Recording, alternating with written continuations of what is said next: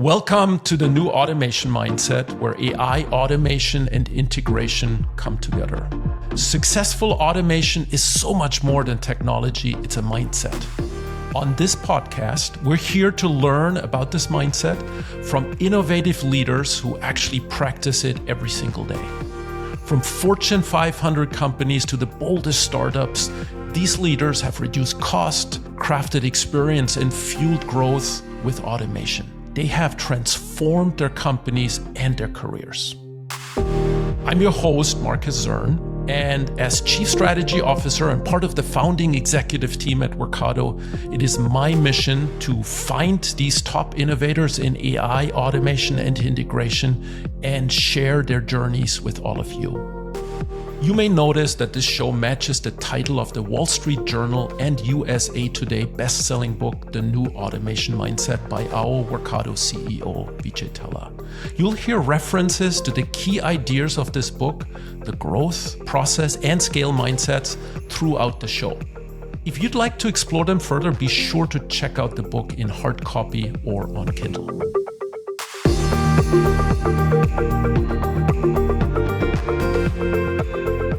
All right, Kim, welcome to the New Automation Mindset podcast.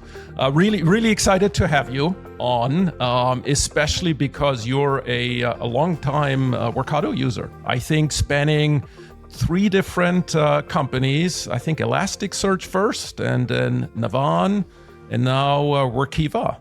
And then obviously like a long history of being CIO. I think with WageWorks, I think you were in the very early stages of when SaaS came to be, and doing stuff with that. Also, like a member of the Silicon Valley CIO crew here. Exactly. I think with all your other colleagues. So we have to stick together, Markus. That's we right. Have to stick that's together. Right. Yeah. So I'm curious. Maybe you can tell us a little bit about Elasticsearch, Navan, and also Workiva. These are all high growth companies, of course, but I think the situation there also in the context of Workiva was somewhat different, right? I think they all have their different like facets of what you did there and what integration, what automation meant there. Maybe you can talk us a little bit through that. Absolutely. And I think, one of the things I love about integration and automation is I think regardless of the maturity, the size, where the company is in their life cycle as far as a transformation or technology stack is concerned, there's always more opportunity for automation. And so to your point, the company's Elastic, TripActions, now Navan, and Workiva, 3 very different organizations, all SaaS, and all at very different points in their levels of maturity. And I was, we brought in Workiva at the time at Elastic to really focus on, we had obviously integrations. It was really to focus on how do we build and scale our kind of framework, and how do we mature our framework from point-to-point integrations. At TripActions, we were in a high growth kind of an environment, and so we were looking to build an integration architecture using a platform that was going to allow us to be very agile and flexible.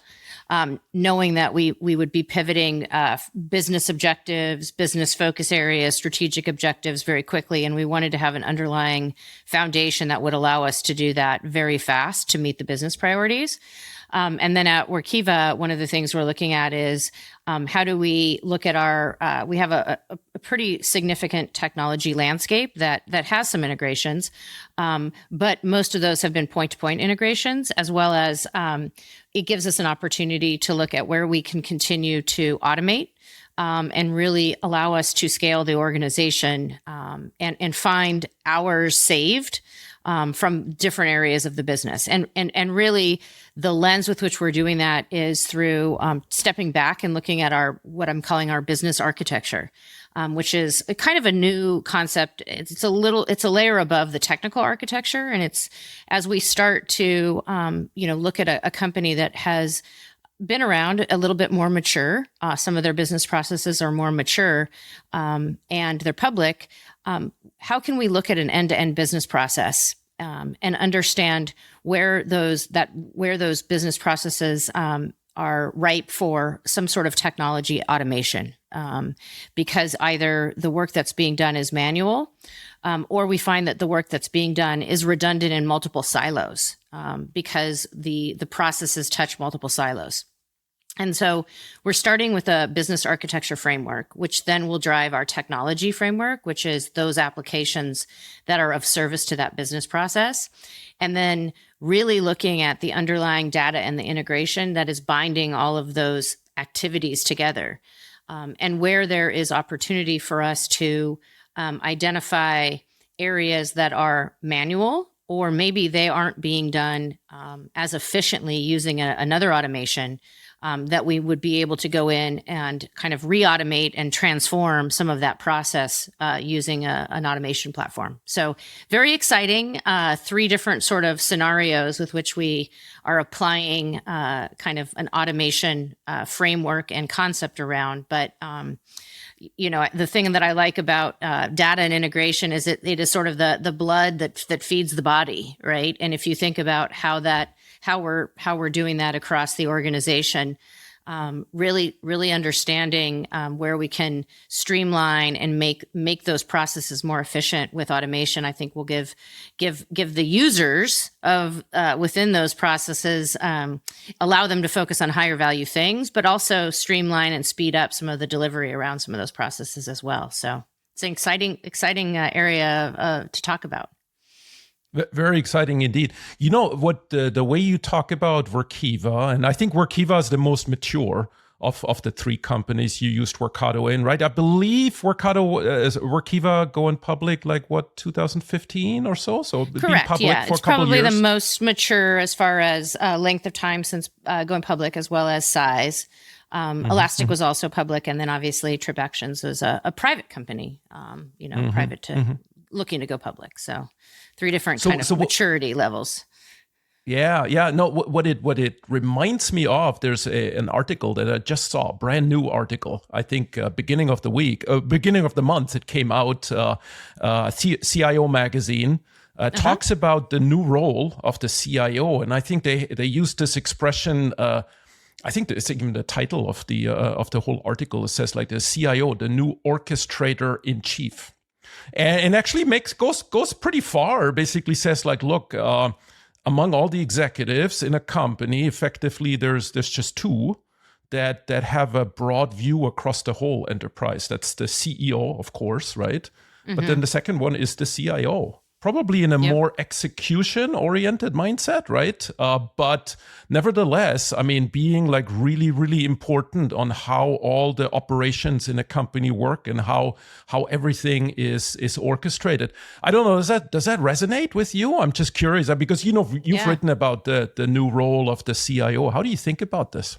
Yeah, well, I mean, I definitely would agree. I think that, I've been lucky enough to be doing this for many years. And I think the thing that has always attracted me to the role is the ability to partner across the business, and to really jump in and understand the business, regardless of industry I've worked in, with an eye to partnering with the business and understanding where can we derive more value for the business, either, through growth and revenue or through, efficiencies. The CIO or the technical leader is typically uniquely positioned to be able to do that because they have the most cross-functional view of the organization, because their remit is to partner with all areas of the organization and to kind of streamline, to optimize technology investment, to implement and enhance functionality for the business. And so many times, I'll be talking to, sales, and I'll be talking to our customer success organization, both leaders in the organization, and they have similar goals.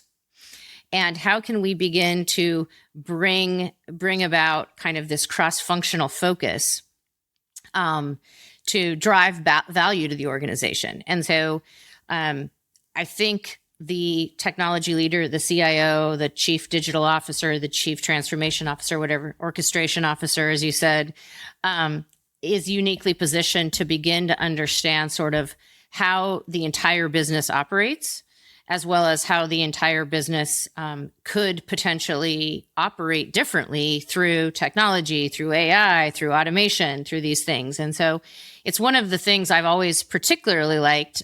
It's never boring, I will tell you that. And, sometimes it's challenging because there's multiple priorities in the organization. And each functional leader has, 3 to 5 priorities. And so ultimately that technology leader has 30 priorities. And so how do we begin to talk about what's really going to drive business value? Where are we going to get the most value out of our investment as we look cross-functionally? And are there areas for us to streamline and optimize so that we can really drive that revenue or increase efficiencies? And so it is something that I have felt pretty passionate about for a long time, is sort of moving out of the traditional role of IT leader and into one that really allows me to kind of reshape what this function should look like for a modern technology company, focused on business value, business partnering, business engagement to drive revenue and value. No, this is super exciting. So I don't know if you know, but so one of the reasons I actually joined Workado as part of the founding team was in my past, my first job out of college was at a strategy consulting firm. And back then, this is mid-90s, I did BPR, business process redesign. So on the functional side, we kind of modeled these processes. We would come back. And then obviously, we had a 3-4 months project. We would move on to the next client. And then, in retrospect, I don't even know why, but I would go back like a year and a half later to see what actually happened, and you might know where the story goes. It was very, very frustrating. I mean, it was just almost like to the point where why did we work like nights and weekends and so on if this is what we got? So that intersection of IT and the business and getting this right was one of the reasons why I thought Workado was so important, because kind of simplifying the language and how you describe these automations and making them accessible to people more on the business side who are not super technical. I felt that was almost a foundation of that. Yeah. I think we've come a long way. I mean, I definitely see it here in Silicon Valley, but I'm just curious how you look at that. I mean, I would love to hear from you, kind of, from your everyday life with this new perspective, or kind of trying to be that new age CIO, if you want. Some people call it the business technology leader, right? How does that look like? What are maybe some successes that you achieved? What are maybe also some frustrations that you still have, and what still needs to happen? Yeah, it's interesting. I also started my career doing BPR, so that's where I got the technology bug, because I realized that every BPR project we were on, there was always some sort of a technology recommendation at the end. And I thought, the one thing that I see consistent here is this technology thing, regardless of what business process we're talking about.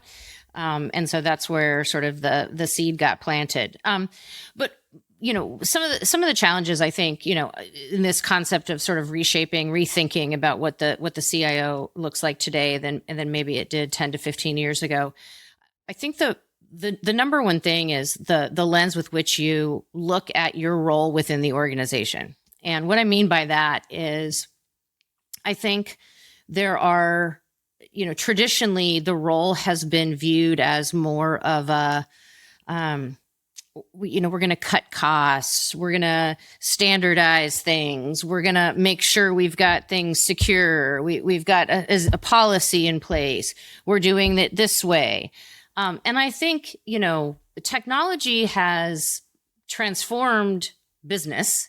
It's also allowed us to transform the way that we operate with the business. And so I think if I think back to the days of, ERP and on-prem and that whole thing, there was a definite delineation between the business and the technology teams, right? It was, you have the large ERP projects, you have your functional consultants, and then you pass it off to the technical people, and then they go and they do the technical work and the development, and they come back 3 months later and they give it to the business and they say, test it. Does it look okay?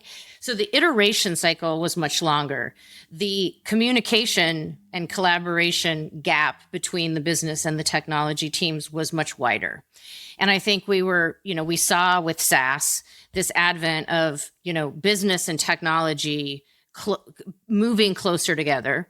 And I think you started seeing a lot of business people going out and buying, there was the age of shadow IT where they could go out and they could get their whatever it was that they needed and they could spin it up. And then the CIO was upset because they had shadow IT and, that was this constant tension. And I think, at the end of the day, if we all step back and we think about, the way that our roles have changed as a result of technology, the concept of a technology organization focused only on technology and a business organization focused only on business is a limiting view.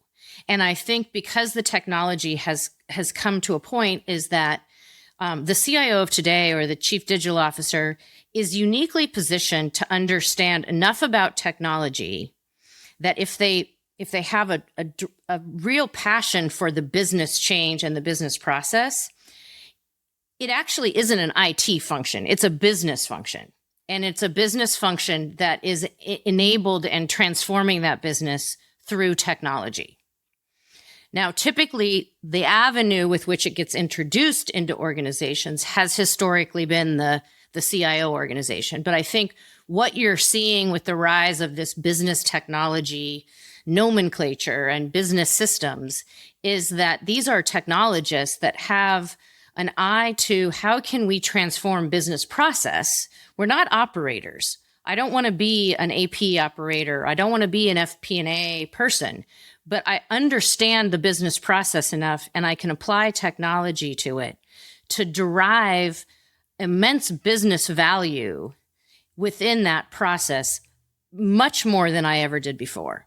And the key thing that's going to drive that business value is how do we automate those business processes, whether it's within an application or between applications.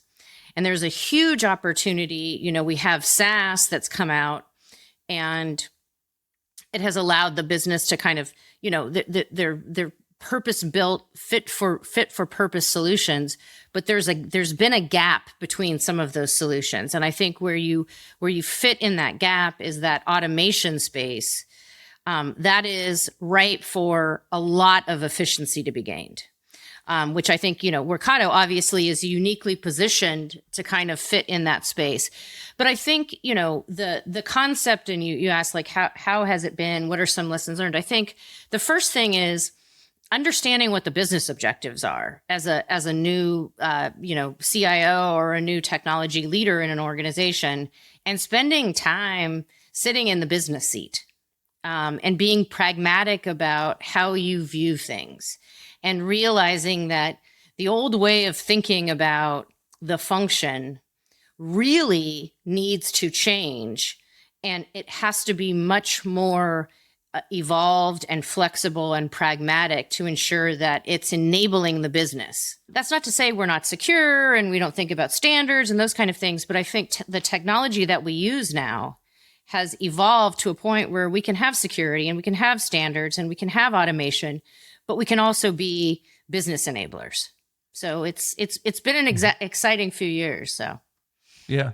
Now, let me probe more a little bit into this. So the one interesting, because you talked about SaaS and you talked about the advent of SaaS, there's someone who said that there's somewhat of a paradox right now, which says like, look, we have probably never had more business systems than we have right now, right? But at the same time, it feels that maybe we're more disconnected across the organization than we were ever before, which kind of sounds weird, right? So we have all that technology, but it seems to point to the fact that these gaps between all the different solutions, where then Workato is somewhat the glue and so on, it really is a critical thing. I mean, are you experiencing this? Is that coming out like Elastic and Navan and Workiva and so on? Yeah, absolutely. I think you're hearing we've got data silos and we have systems that don't talk to each other. We have a lot of systems that don't talk to each other. And so, as I said earlier, if you think about, data, being passed between systems, or it's sitting in silos, right? The value you're getting from a team using this system and the team using this system is pretty low, right? I mean, I think where you really start getting a lot of value is when you look at the end-to-end process of customer onboarding or customer offboarding or employee onboarding or employee offboarding or the renewal process or the churn process or the upsell process. And you start talking about your business processes. And then you realize, wow, in a business process, I might have 3 or 4 different systems that are impacted.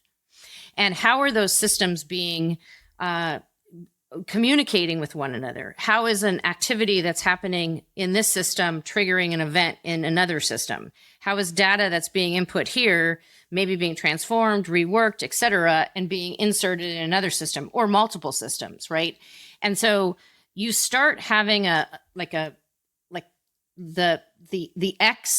exponential growth if you start stepping back and you start thinking about what's our business architecture and what's our application architecture, and where do I have these gaps where I'm not getting the most out of maybe 2 applications because they are silos, or I've got 5 different solutions that do are all part of a business process, but they don't talk to each other because 5 different teams are touching them. And so a lot of the growth of SaaS, because it's been business driven, you typically don't have business functions talking to each other. So we have these silos now that now CIOs are like, okay, we got to save some money. We need to consolidate systems, right? That's what's top of mind for everybody, right?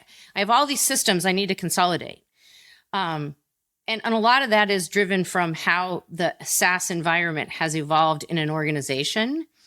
And sure, we may have opportunities for consolidation, but I also think there's a huge opportunity to not just consolidate, but integrate and automate how all of this works together, right? And I think that's where you really get a lot of, of movement when you start looking at these untapped opportunities to automate, something between 2 systems or think about something end to end. And because each function is in their silo, they're not thinking about it cross-functionally. And so a team of individuals can come in and start talking and having these discussions cross-functionally and say, wow, these are some opportunities that we have. Let's think about integrating them here, or let's think about a process that's going to take the information here and spawn it out to 4 different processes. Because now maybe it's Jira tickets, or maybe it's a help desk ticket or a case that goes and something happens. Let's just automate that. So I think because of the proliferation of SaaS, there's even a greater opportunity to have this sort of business architecture, tech architecture, and then an integration architecture sort of framework and discussion at companies right now. Tell me a little bit. So one other experience that I have made, and this always surprised me because maybe I'm wired the wrong way. I studied electrical engineering. Maybe systems thinking is just like what I studied. But, my experience has been that in terms of thinking of this end-to-end business process and so on, most people are not that good at that. It's just not natural to them somehow. Is that something that you come? So I wonder, interestingly enough, on both sides. Right, there's some IT people that feel very comfortable. Like I move data from here to there, from that database to that database. That's everybody understands. But an end-to-end process that goes about multiple systems, that's already a little challenging. And on the business side, somehow people know they can tell you what they're doing, but if they ask them to draw this down as a process, I've seen a lot of people struggle actually with this stuff. Yeah. I think it's definitely a muscle that you need to exercise and flex. It's not something that you naturally come around to. I think, part of it is you start, And I've been in organizations where they're like, we're going to document the entire customer life cycle, right? Which is like boiling the ocean, right? It's just overwhelming for a lot of people. And so what I try and do is focus on a very small process first and begin to look at that and get people comfortable with that. And maybe it's employee onboarding, and even that's big, right? But start with a small process and get the right individuals together. Additionally, an organization needs to make an investment in this kind of capability, right? Because if you start talking to the business in the operation roles, they've got their day jobs, right? So, they can't be going around and doing sessions and, doing these cross-functional discussions. And so I think the CIO and the technical organizations are uniquely positioned because they're already working cross-functionally. And they're already working across different teams of people. And they're working on integrations and data and these things that sort of power some of the efficiencies and some of the automations that we're talking about, so they're comfortable with it. I think building that skill set for them to have those discussions is, I would recommend starting small. I'd also recommend seeding that organization with someone that's pretty comfortable with this, so that they can then build that capability within your team. And someone that understands business process, combined with maybe a data and integration engineer or architect, can be a powerful force going out and kind of starting this momentum in an organization. And you'll see very rapid, like quick wins, right? I mean, the beauty of this is these aren't month-long, 2-month-long projects. They're quick wins, right? It's get in there, talk about what you need, rev it, iterate, see the success, and you have a couple quick wins, and then people want to participate from the business, and they get excited in the technology organization, like, wow, this was fast. We did this fast. The business loved it. Here we are, right? And so I think it gains momentum on its own if you kind of seed the team correctly. Makes total sense. Now, if we're thinking about Trip Actions, Navan, right? So you were there, I think it was middle of COVID. Obviously, it's right travel. Right towards the tail end of COVID, which was an interesting time to join a travel company, I will admit.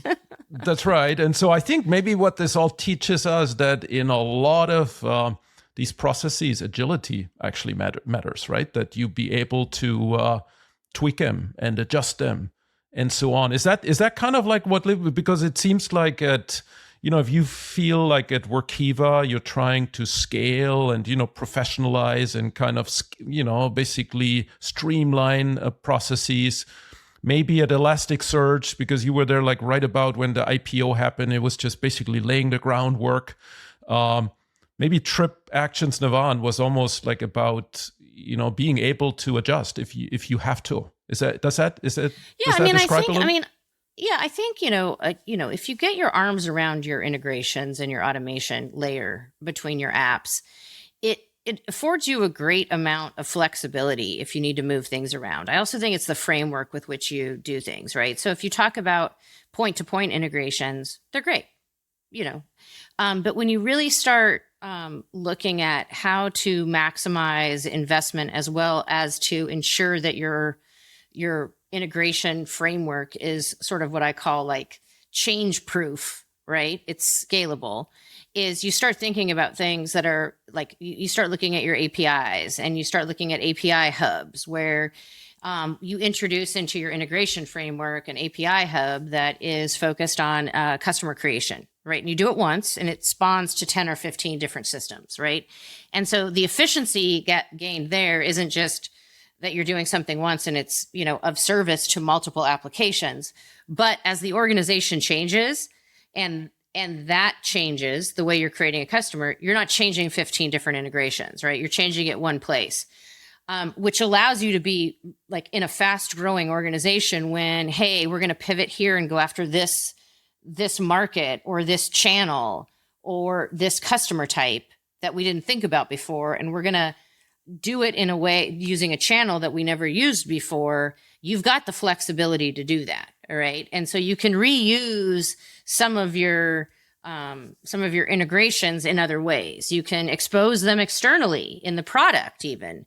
And so there's a lot of different ways that if done correctly, it allows you to scale and also quickly take advantage of new sort of revenue streams or new channels that I think, as in a startup fast growth environment, they may come and the expectation may be that turnaround needs to be much faster. So yeah. Look, I was very fortunate. Like last week, we received this award from an analyst company, Aragon Research. There's a woman, Betsy Burton, who was long term at Gartner. Has an integration background, but did enterprise architecture for a long time. And so she came up with this new definition. There's typically people, when they think of Workato, they think of iPaaS, integration platform as a service. And she said, like, look, this is not really what we need. Today, what we need is TPaaS. And T for her stands for transformation platform as a service. And the difference, or the kind of complement, is that she says the business architecture needs to be part of that. It seems like this resonates probably with you. I'm just curious how you think about this. I mean, you started talking a little bit about APIs and so on. When you think about business architecture, what would you think of? Like, what if you spoke to a fellow a CIO and gave some advice of business architecture? What's key there?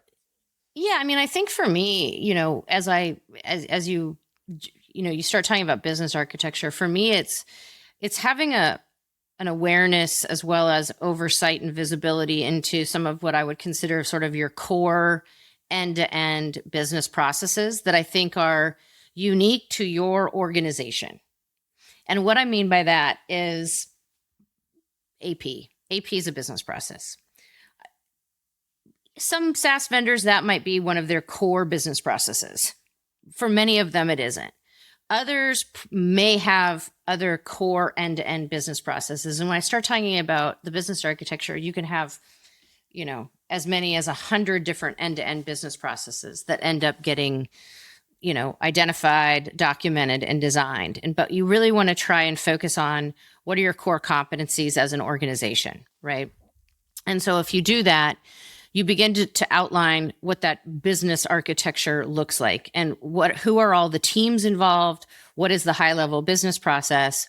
And then you start going down one layer, and it's kind of touches on enterprise architects. So it's interesting that Betsy Burton has a background in enterprise architecture, because basically it's leveling up an enterprise architecture concept, which is what are your systems and in the enterprise and how are they architected together?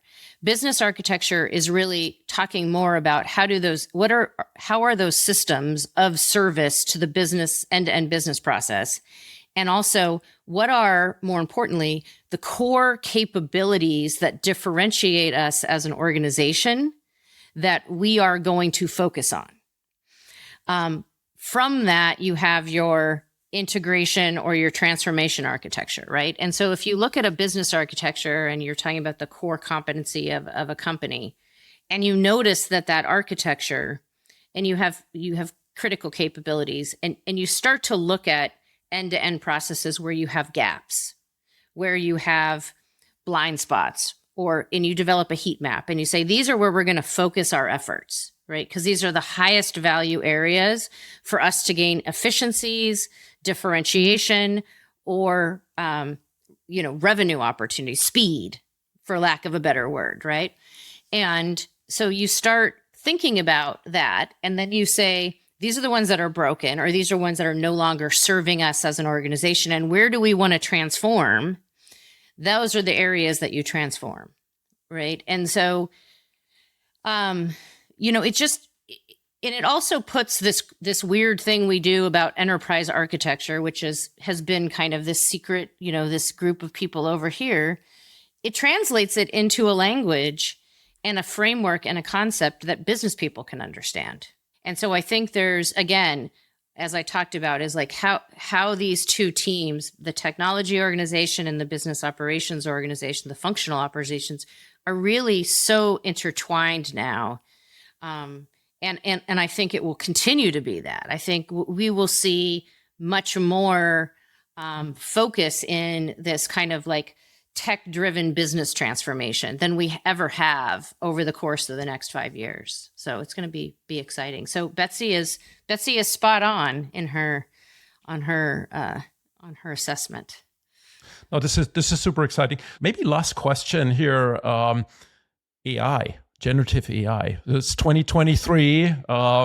So I think you articulated very nicely how business architecture matters, how, you're in this role kind of looking across the end-to-end processes. You have applications, you went into you have data, maybe a lot of unused data. You have people that might have to make exceptions. Now you're introducing these LLMs, digital brains. What do you think will change now? How's generative AI going to affect the role of the CIO? Have you thought about that? I'm just curious.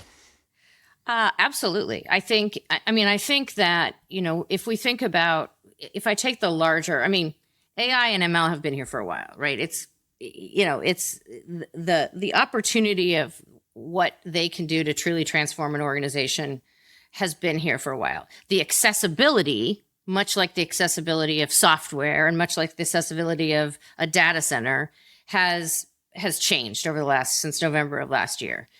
And I think if I put that under the umbrella of automation, right? And I think about, we talked about, the previous viewpoint was, how do I automate a process between point A and point B, or I want to trigger a process that's happened here to do something in this environment here.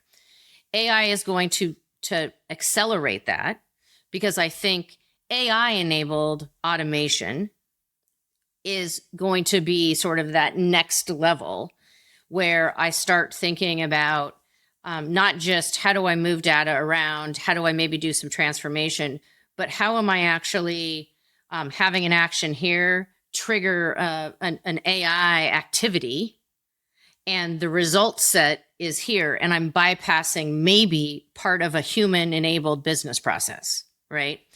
And so I think we will see in many applications, and we already do, within many applications, the use of AI to accelerate and augment a human process, right? I don't necessarily know if we're at a point where we're going to just let it go free, but I think it will be there to be an assistant of service to a user.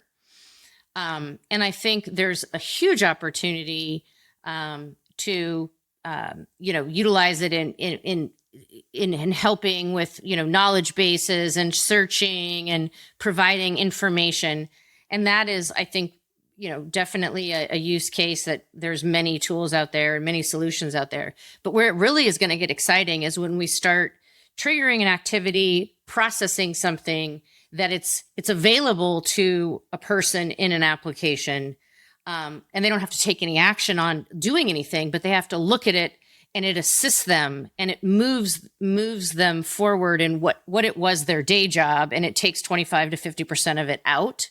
And they're reviewing something instead of going in and doing something, right? And so I think that will be sort of the next chapter in kind of that space. I think most, first party data is a concern with a lot of the AI. So I think we'll see much more usage of it as we begin to embed it, and vendors begin to embed it in applications that are already in use, where we've got control over first party data. I think that'll probably be like the way that a lot of it gets introduced to kind of the business users. But yeah, I think we'll start to see it being a significant assistant and an augmentation to a person in applications as well as in integrations. Fascinating conversation. What? I'm not sure. I'm not sure if you realized, right? We haven't even talked about the book, The New Automation Mindset. But it's just that I feel like the whole conversation actually mapped the book so well. Because we talk, the new automation mindset talks about the growth mindset. And I think you highlighted that with kind of thinking about, what's the core capabilities of a company? How as a CIO can I go beyond just maintaining what we have to make things better and make them better in a way that really are meaningful to the business. I think that's the growth mindset. The book talks about the process mindset. And I think we talked about process at length. I guess both of us have a history in processes. I really do think it matters because if you're a CIO and you just think about moving data from one place to another, I don't think you're gonna capture what matters. You have to think end-to-end process. And then last but not least, scale mindset. I mean, I think we had multiple topics, actually. I think the IT and business together, that fusion team, Gartner calls it the fusion team. I think that's about scale mindset, scaling beyond the little group, central group in IT. I think when you highlighted enterprise architecture to business architecture, I think that's somewhat of a scaling function, right? Enterprise architecture was always like two people in a company somewhere. Nobody paid attention. They're doing. Nobody paid attention, like they were saying something. But I think with business architecture is a little different. And then I think also AI, is another of these movements where data science and AI and ML, that was, you had to be super smart to get that. You gotta have your applied math degree and so on, and nobody really understood. But I think with Gen AI, I think it's now getting to a much broader group of folks. So I think it's gonna be super exciting. What's gonna happen next year? It never is boring. That's for sure. That's right. Hey, it was an absolute pleasure to have you on the show here. I think this was super helpful. Hopefully it's an inspiration to other CIOs, maybe the ones beyond the borders here of the Silicon Valley CIO community to get inspired and kind of think as this orchestrator in chief as well. Yeah. But thank you so much for your time, and likewise. Yeah. Thank all you. Right. Thank you, Markus. Great talking with you. Take care. Thank you all so much for tuning into today's The New Automation Mindset, where AI, automation, and integration come together. If you want to learn more about the key topics we've covered in the show, you can find them in the book, The New Automation Mindset by our Workado CEO, Vijay Tella. Also, leave us a comment and let us know what you thought of today's conversations. And don't forget to subscribe so you will never miss an episode. I'll see you next time.